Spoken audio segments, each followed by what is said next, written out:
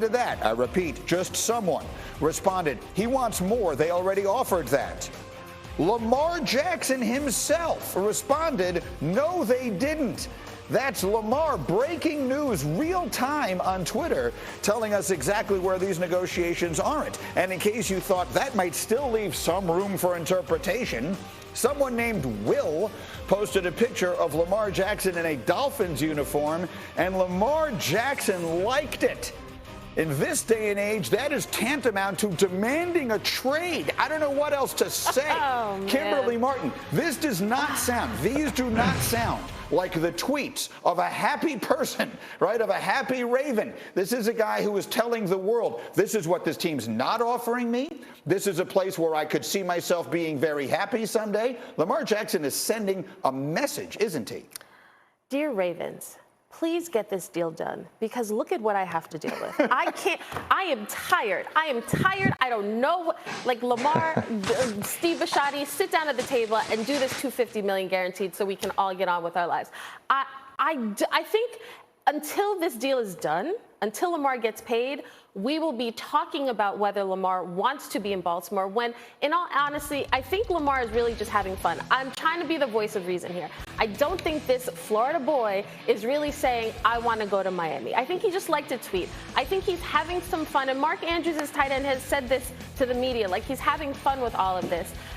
But until this deal is done, it leaves, we're going to fill the silence with our own speculation. And that is why, dear Ravens, it is imperative that before week one starts, you guys get this done. Are they going to? Kmart, simply put, are they going to? Because at the end, this may be fun and it may not be fun. His idea of fun may be different from my idea of fun. Okay? I'm not going to quarrel about that. But what I'm going to say is that this does not sound like something you post if you think you're on the 1 yard line of getting a $230 million guaranteed contract. I think Lamar just wants it clear. No, I was not offered $250. I think he wants to set the record straight in some ways that he can. I am not optimistic that it gets done by week one. And then what? Then this is my life for the next year, that we will be talking about Lamar. I think then it gets into the situation of, like, the Ravens have control from the standpoint that they can franchise him multiple times. They can go the Kirk Cousins Washington route, which nobody wants to see, because both sides want to be together. But once the season starts and they pause negotiations, then everything's on the table. And you know, if they don't want to pay Lamar, somebody will. That is the reality for Baltimore. Somebody will pay this man, and they should. Look, we live in a world now, Ninko, and of course you played not that long ago, but things change pretty fast in the world in which we live today. You lived in a world where the only reaction would be, don't set foot on that field without getting all the guaranteed money, blah, blah, blah. But all of a sudden, in a world where Kirk Cousins, who you just mentioned, without being the best quarterback in the NFL, has made by far the most money of anyone in the NFL in recent years. And then Dak Prescott suffered the worst thing that could possibly happen, a terrible injury while on the franchise tag, and still managed to get the enormous contract. Are we okay, and by we I guess I mean, are you okay with Lamar Jackson playing this year without a contract extension? That's a really hard question. That's a really tough one, because if I'm the agent, I'm looking at he doesn't have an agent. That's the problem. I know. I'm saying if I was his agent, because he doesn't have an agent. So if you're his agent, you're trying to get a deal done. If he doesn't have an agent, who's his voice of reason? Who's helping him along the way and going out there and playing? Me personally, even if I had 150, 200 million, that's so hard to turn it down. It's tough because of the risk involved in his style of play. We know that he's a physical guy. We know he runs. He's always going to be athletic. He's always going to be out of the pocket. That's how he plays football. So, again, there's more risk involved in him playing than a guy that's, say, a pocket quarterback who isn't going to be scrambling and looking for first downs. So, again, I personally would want him to sign a contract and not step foot on a field until he had a contract. But this isn't up to the agent now. This is up to Lamar and his family, whoever's helping him out, to make that decision. So it's going to be whatever he decides to do. You got to say, hey, I support him, because if he goes out there and plays, bets on himself, and wins big, he's going to make $300 million. So I think the only thing you worry about is injury. which is That's a realistic the thing in piece of this. football, obviously. These numbers just keep going up, right? They're not going in the opposite direction. I mean, these numbers are going to keep going up. Joe Burrow, Justin Herbert next year, these numbers are going to go through the roof. All right, we'll see where that goes. Meanwhile, Kmart, a lot of news out there. Let's run the hurry up through a bunch of it starting in Buffalo. And the marquee Sunday night matchup, week 1, will be Cowboys-Buccaneers. Yesterday, in his weekly radio appearance, Cowboys owner Jerry Jones talked about his team's narrative heading into the season. I think that we did. We came up short, and I don't want to dwell on it, but I do want to burn it in our minds. I like that, continually reminding that we need to not only get in the playoffs, but we need to get way deep into the playoffs so we got a chance. I think this team is reflecting that. So that is the narrative. Get in a better spot to stay longer in the playoffs. All right, so he's definitely putting the pressure on. Caesar Sportsbook thinks Dallas is the favorite to win the NFC East for the second straight year. They have the 5th shortest odds to win the conference. It's around they haven't reached since winning the whole thing back in the 1995 season. That history is obviously very well documented. Jerry Jones has been there for every day of it. In fact, he is the only thread of commonality through all of it. So where does this leave us? Kmart, as we listen to Jerry Jones and his thoughts here, what does it make us think? What more can Jerry say? This is him putting his team on notice, right? But I don't understand how anyone can feel this is the best Cowboys team or the Cowboys are in the best position. The only reason we're optimistic about the Cowboys is because of their quarterback, Dak Prescott, and because they play in the NFC East. That's why they're the favorite to win the division, because we don't know about Jalen Hurts yet.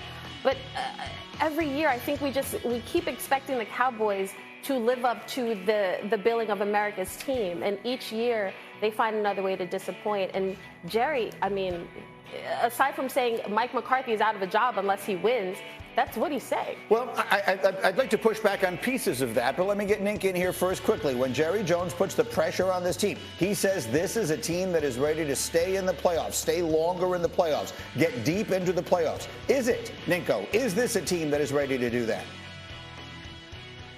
I don't think so. I think that Jerry Jones he's saying exactly what he's supposed to say as the owner of the Dallas Cowboys.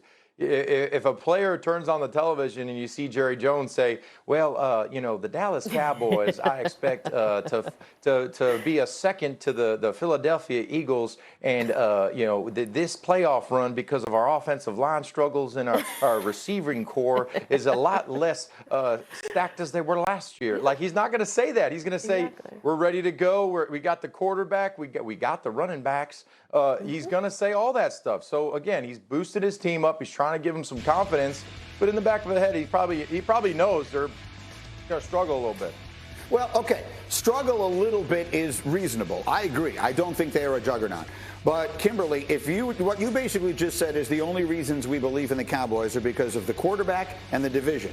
If I said to you the only reasons we believe in the Green Bay Packers are because of the quarterback and the division, that wouldn't sound so crazy. Now, I understand Dak Prescott is not Aaron Rodgers. I'm not trying to say he is. Right. But generally, if you have a great quarterback and you play in a bad division, that usually is the formula for winning the division, right? Right, except when you look at the rest of the division, you look at the NFC North.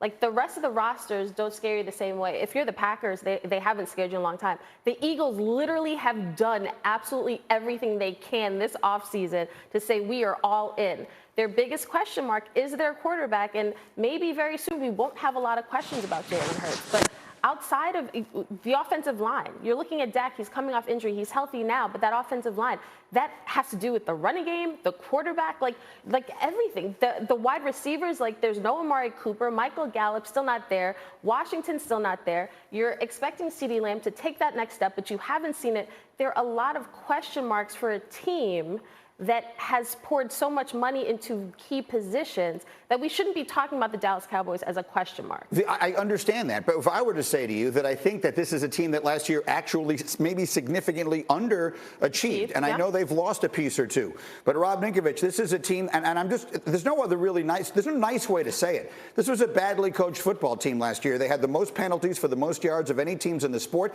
They had clock management issues. It felt like every single week. One week the coach couldn't see the clock. Who's the head head coach, though. And their season ended. Well, I understand that. But my point is, if they either A, get some of that cleaned up, or B, change that, that might wind up actually being their ticket to success. Because I think whereas the Cowboys are usually overrated going into seasons because of all their fans, maybe because of some of those factors, Ninko, we are understating how good some of the players on this team are. Well, listen, they are a talented roster. They got a great quarterback. I think that you said it. It's the discipline. It's the coaching. It's the penalties. Those things, I said it yesterday. Discipline isn't something that you just snap your fingers, flip the light switch, and it's automatically there. It's something that you have to work on every day in practice, every week, and every month. It's something that gains momentum, is to have a disciplined football team. The discipline issues, just like I said yesterday, I'd have a six-pack if I had more discipline. That stuff doesn't happen like that. No, it's stuff that you do every